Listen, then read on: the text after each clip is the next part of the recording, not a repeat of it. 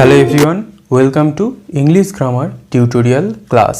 আজ আমরা পিএসসি মিসলেনিয়াসের যে মেন এক্সাম হয়ে গেল সেখানে যে ইংলিশ পেপার এসছিল সেই পেপারটা নিয়ে আমরা একটু ডিসকাশন করব। এখানে দেখব কেমন গ্রামার পার্ট থেকে কোয়েশ্চেন এসছিল এবং কিভাবে প্রিপারেশন নিলে আমরা গ্রামাটিক্যাল পার্টে ফুল স্কোর করতে পারবো। তোমরা রাইটিং স্কিলের পার্ট তো সব জায়গায় দেখে আসছো, কিন্তু ব্যতিক্রম কি grammatical part.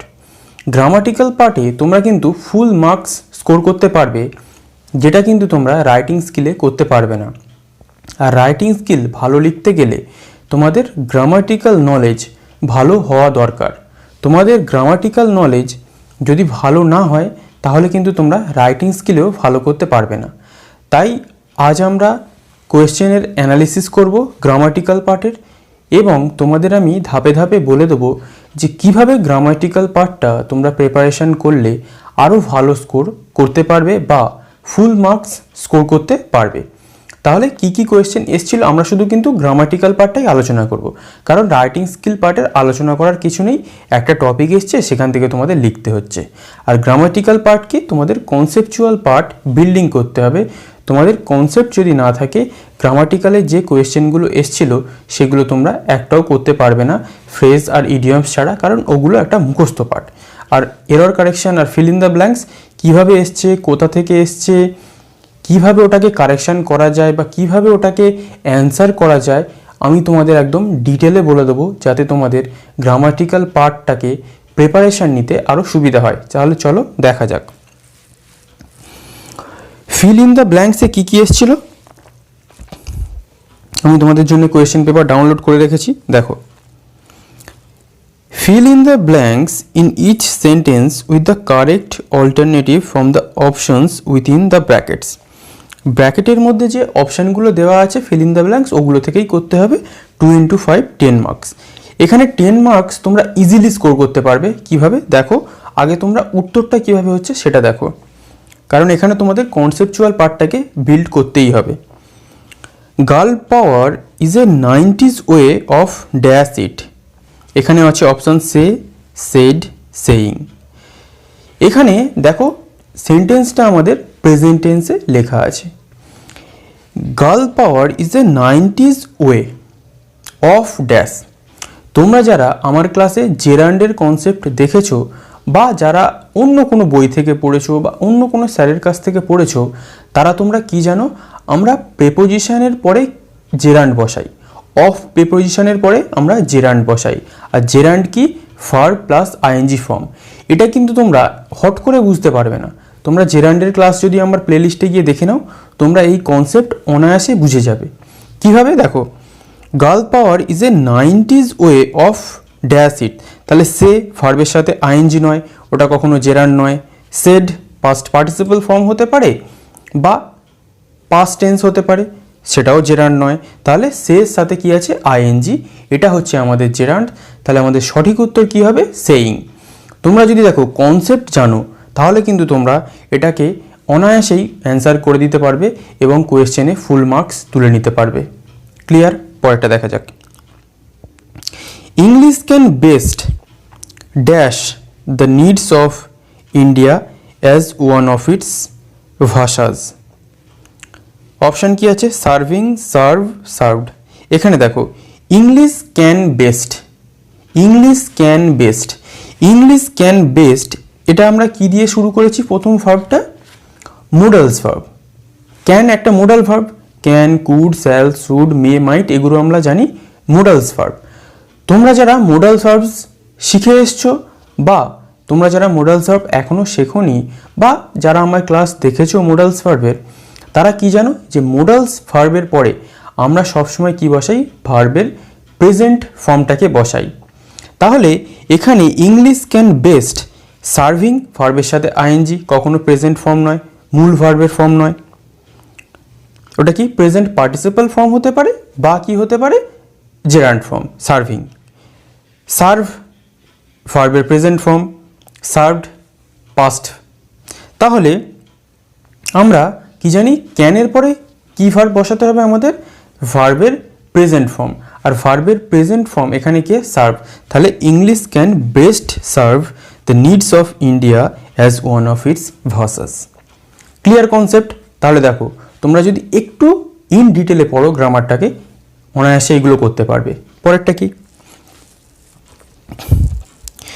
The narrative often dash the form of witness taking takes taken. এখানে দেখো যে অফটেন কথাটা আছে, এর মানে হচ্ছে প্রায়ই। এটাকে আগে পুরানো যুগের ইংলিশে অফেন উচ্চারণ করা হতো, অফেন অফেন, কিন্তু মডার্ন ইংলিশে এখন এটাকে কেউ আর অফেন প্রোনাউন্সিয়েশন করে না। কি প্রোনাউন্সিয়েট করে? Often often. ক্লিয়ার? তাহলে এখানে দেখো দ্য ন্যারেটিভ, দ্য ন্যারেটিভ আমাদের সাবজেক্ট।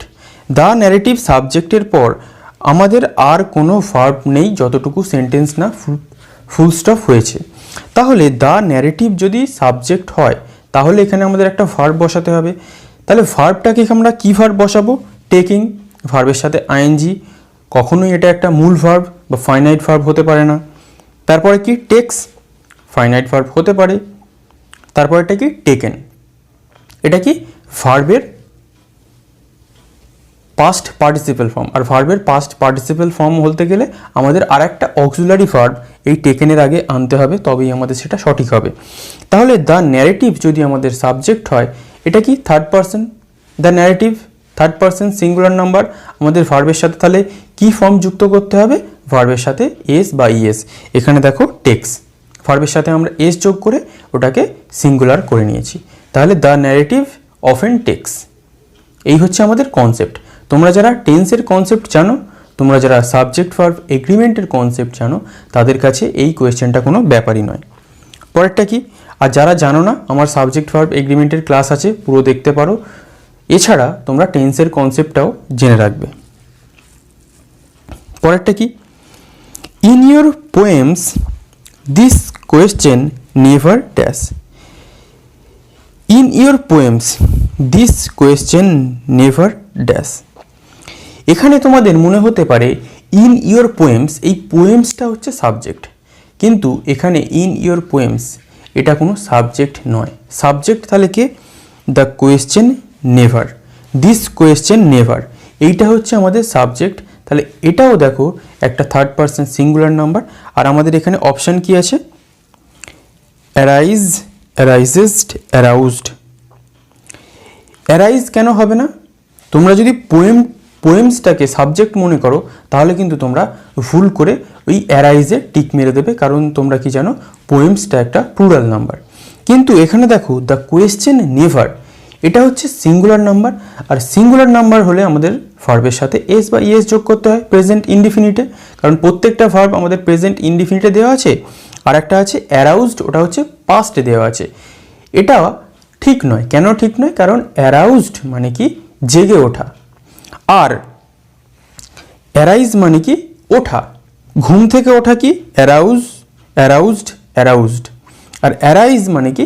কোনো কিছু ওঠা, যেন ডিবেটে ওঠা বা কোনো কোয়েশ্চেন, তাকে নিয়ে কোনো কোয়েশ্চেন ওঠা, সমালোচনা ওঠা, এইসব। তাহলে দিস কোয়েশ্চেন নেভার অ্যারাইজেস, কারণ কি?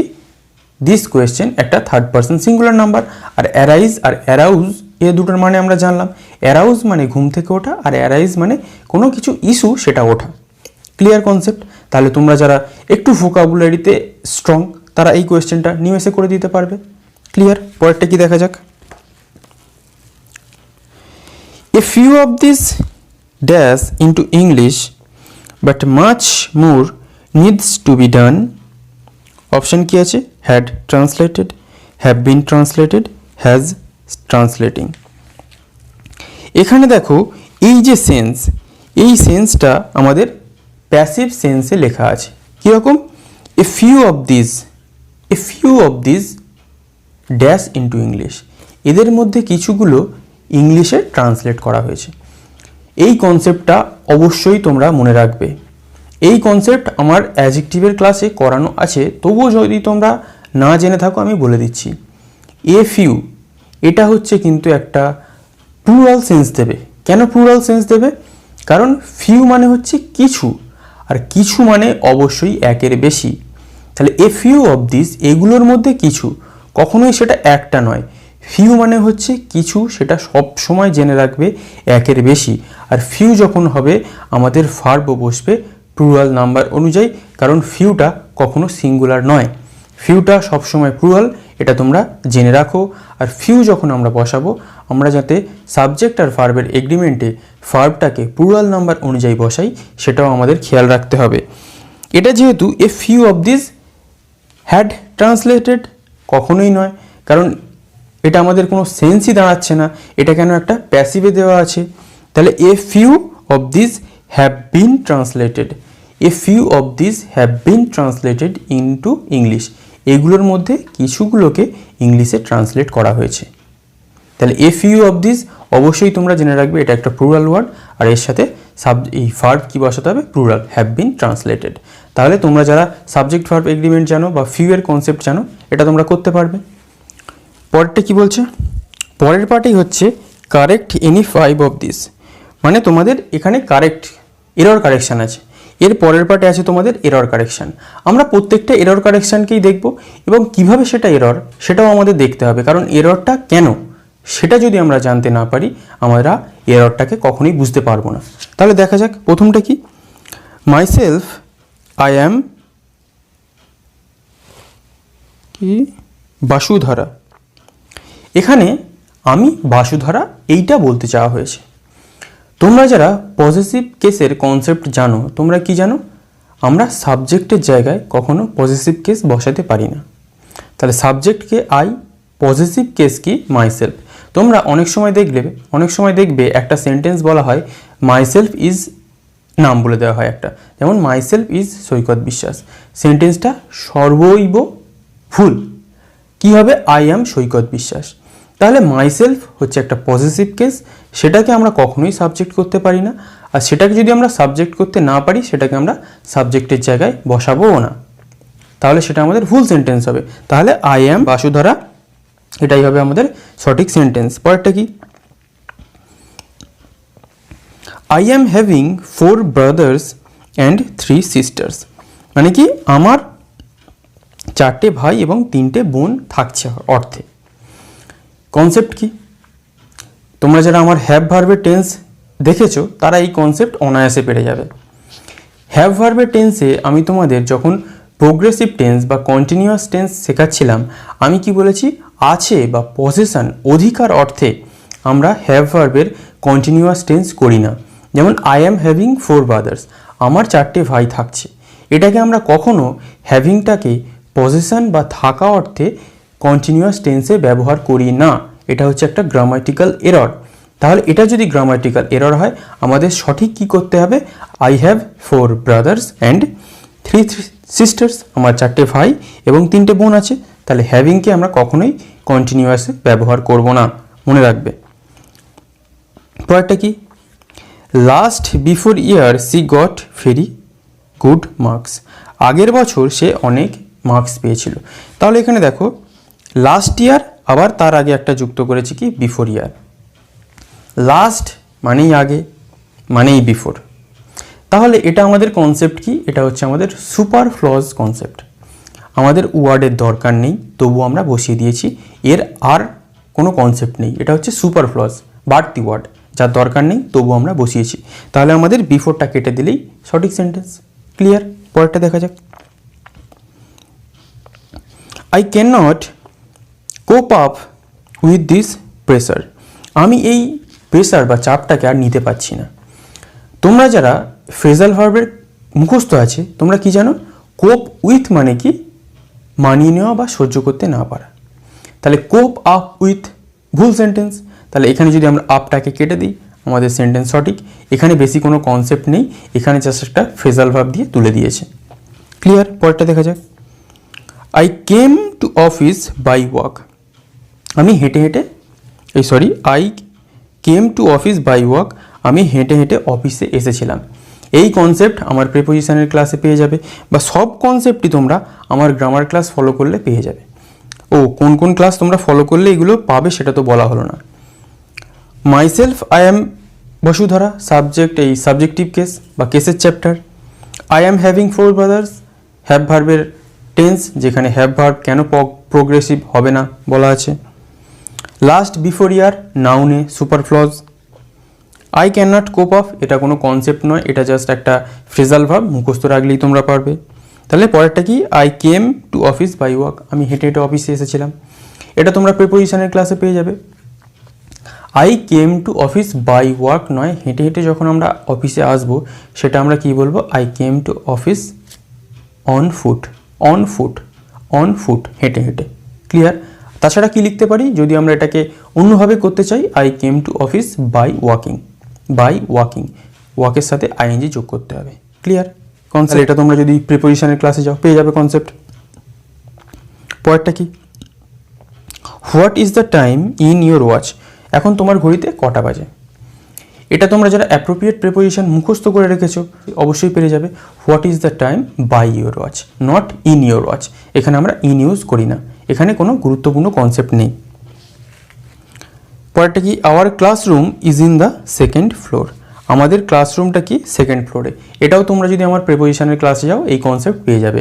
তাহলে যখন আমরা কোনো ফ্লোরের কথা বলবো তখন আমরা অন প্রিপোজিশন ইউজ করি, on ground floor, on first floor, on sixth floor, এইসব। তাহলে এখানে আমরা কি ইন ইউজ করব না, অন ইউজ করব, প্রিপোজিশনের ক্লাসে এই কনসেপ্ট পেয়ে যাবে। পরেরটা কি, she is married with a parochial poet from Jhargram, এখানে কনসেপ্ট কি, কনসেপ্ট এখানে কনসেপ্ট দেখো, সি দুভাবে আমরা করতে পারি, she is married with a parochial poet from Jhargram, তাহলে এটা আমরা কি করব, she is married to a parochial poet from Jhargram, she is married to করতে পারি, বা সি ম্যারিড, সি ইজ নয়, she married a parochial poet from Jhargram. হয় আমরা করব সি ইজ ম্যারিড টু, আর নাহলে আমরা করব সি ম্যারিড, তাহলেই আমাদের সেন্টেন্স সঠিক। তাহলে এরর কারেকশন করতে গেলে কিন্তু তোমাদের গ্রামাটিক্যাল নলেজ ভালোই তৈরি করতে হবে। আমার ক্লাসে যে স্টেপ বাই স্টেপ ভিডিওগুলো আছে, প্রত্যেকটা ভিডিও একদম স্টেপ বাই স্টেপ, সেই ভিডিওগুলো যদি তোমরা দেখো তোমরা গ্রামারে অনেক শক্ত হয়ে যাবে তোমাদের ভিত। ক্লিয়ার? পরেরটা কি, পরেরটা হচ্ছে make complete and meaningful sentences with any five of the following phrases or, এটা আমাদের ইডিয়মস বা ফ্রেজ, এর কোনো কনসেপ্ট নেই, তোমরা সবাই জানো, তোমরা এগুলোকে মুখস্থ করতে হবে, যে কোনো বই থেকে তোমরা মুখস্থ করতে পারো। তাহলে তবু একবার মিনিংগুলো আমি তোমাদের বলে দিই। প্রথমটা কি, sat on the fence, sat on the fence মানে কি, inability to decide, sat on the fence মানে হচ্ছে ইনএবিলিটি টু ডিসাইড, মানে যে কোনো একটা সিদ্ধান্তে পৌঁছতে পারে না। স্যাট অন দ্য ফেঞ্চ মানে হচ্ছে ইনএবিলিটি টু ডিসাইড, এগুলোর মধ্যে কোনো কনসেপ্ট নেই, তোমরা জাস্ট মুখস্থ করতে হবে, কিন্তু মিনিংগুলো আমি তোমাদের একবার করে বলে দিই কোনটার কি মিনিং। পরেরটা কি বলছে, once in a blue moon, once in a blue moon মানে কি ভেরি রেয়ারলি, খুব কম, সেখানে once in a blue moon আসে, he comes here once in a blue moon, সেখানে খুব কম সময় আসে বা আসে না বললেই চলে। পরেরটা কি, come rain or shine, come rain or shine মানে কি কাম হোয়াট মে, যাই হয়ে যাক না কেন, বৃষ্টি হোক, যে হোক, যাই হোক, মানে সে কোনো কিছু একটা করবেই, কাম রেন অর সাইন মানে যাই হয়ে যাক। এগুলোতে আমি বললাম কনসেপ্টের কিছু নেই, জাস্ট তোমরা মিনিংয়ের মানে জানলে করতে পারবে। পরেরটা কি, take it with a pinch of salt, তার মানে কি কারোর কথা পুরোপুরি বিশ্বাস না করা, take it with a pinch of salt, কারোর কথা পুরোপুরি বিশ্বাস না করা। পরেরটা কি বলছে, hit the hay, hit the hay মানে কি go to bed for sleep, ঘুমাতে যাওয়া। পরেরটা কি বলছে, হ্যাং অন, হ্যাং অন এটা আমরা বলি হ্যাং অন মানে কি অপেক্ষা করতে থাকা বা অপেক্ষা করো। ক্লিয়ার? পরেরটা কি, get rid of, get rid of মানে কি কোনো কিছু থেকে মুক্তি পাওয়া, গেট রিড অফ কোনো কিছু থেকে মুক্তি পাওয়া। পরেরটা কি বলছে, ফল অ্যাপার্ট, ফল অ্যাপার্ট মানে কি ভেঙে যাওয়া বা পৃথক হয়ে যাওয়া। তাহলে এগুলো দেখলে এগুলোতে বোঝানোর আর কিছু নেই, তাই আমি তোমাদের বোঝাচ্ছিও না, কারণ তোমরা যথেষ্ট বুদ্ধিমান, এগুলোতে যে তোমরা সবাই জানো, বোঝার কিছু নেই, জাস্ট আমার তোমরা যত মুখস্থ রাখতে পারবে তত তোমরা ফ্রেজ আর ইডিয়মস ফলো করতে পারবে। তাহলে এর সাথে সাথে আমরা কি বুঝতে পারলাম, তোমরা যারা এই ইয়ারে পরীক্ষা দিলে, তোমরা যারা পরে পরীক্ষা দেবে, তারা একটা জিনিস ভালোভাবে জেনে রাখো, তোমাদের ইংলিশটাকে ভালো মার্কস স্কোর করতে গেলে তোমাদের গ্রামাটিক্যাল নলেজ খুব ভালো থাকতে হবে।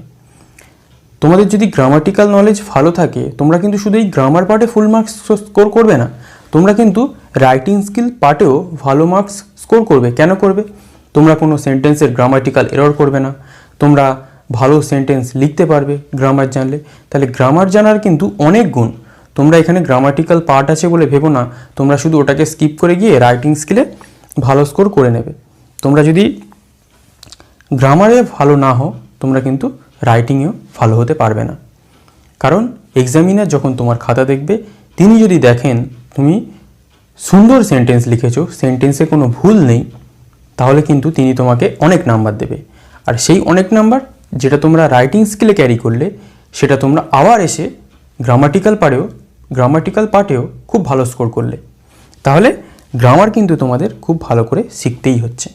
আমার ক্লাসে প্রত্যেকটা গ্রামারের ভিডিও অ্যাভেলেবেল আছে, তোমরা ফার্স্ট টু লাস্ট দেখতে পারো। যারা গ্রামারে একদম দুর্বল তাদের তো আমি বলবো ফার্স্ট টু লাস্ট ভালো করে দেখো, তাহলে কিন্তু তোমরা ইংলিশ পার্টে খুব ভালো স্কোর করতে পারবে। আর যদি বুঝতে কোনো অসুবিধা হয় আমাকে ফোন করবে, আমার তো অ্যাবাউট সেকশানে নাম্বার দেওয়াই আছে, ফোন করবে, হোয়াটসঅ্যাপ করবে, আমি তোমাদের অ্যান্সার দিয়ে দেবো। তাহলে এইরকমভাবে কিন্তু প্রিপারেশান নিতে হবে। খুব ভালোভাবে প্রিপারেশান নিলে তোমরা ইংলিশে খুব ভালোভাবে স্কোর করতে পারবে, কারণ এই গ্রামাটিক্যাল পার্টে ফুল স্কোর করা যায়। ক্লিয়ার? তাহলে আজ এই পর্যন্তই। আশা করছি এই যে এক্সপ্লানেশানগুলো করলাম, অ্যান্সারগুলো করলাম, এর থেকে তোমরা অনেক উপকৃত হবে। তোমাদের যে যদি কোনো কোয়ারিজ থাকে আমাকে কমেন্ট করতে পারো, ফোন করতে পারো, হোয়াটসঅ্যাপ করতে পারো, তোমাদের যেটা পছন্দ। Clear? Thank you for watching.